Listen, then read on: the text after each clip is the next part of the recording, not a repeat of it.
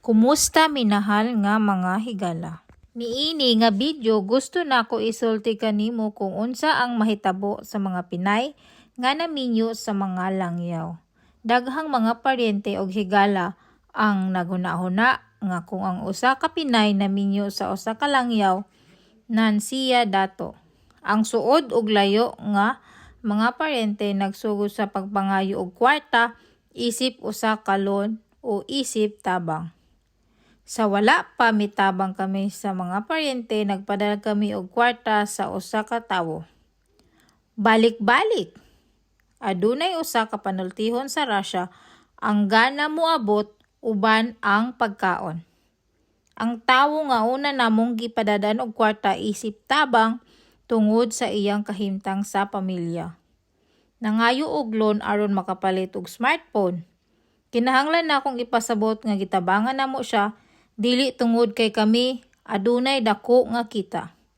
Apan tungod kay kini nga tawo nagkinahanglan didto. Tabang, kasamtangang nagtukod mi og balay kay ang Turkey wala mag-extend sa visa og muuli na mi sa Pilipinas.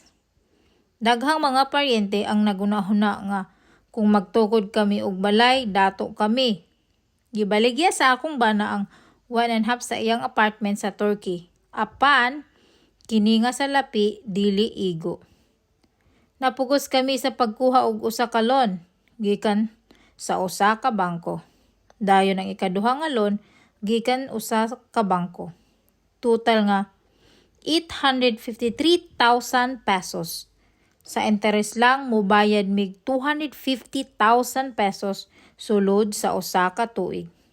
Ang akong bana nakadawat og pensyon nga mga 11,000 pesos apan gubat nga nagpadayon sa Russia. Daghang mga nasod ang nagpahamtang og mga silot sa Russia.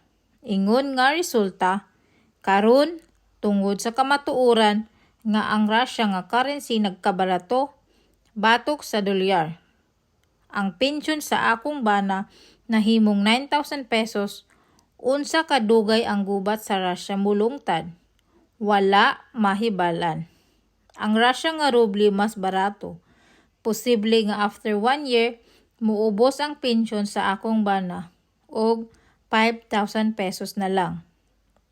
Bisan kinsa nga nagtrabaho nga Pilipino makadawat og usa ka adlaw nga minimum nga sweldo nga 350 pesos sulod sa usa ka bulan.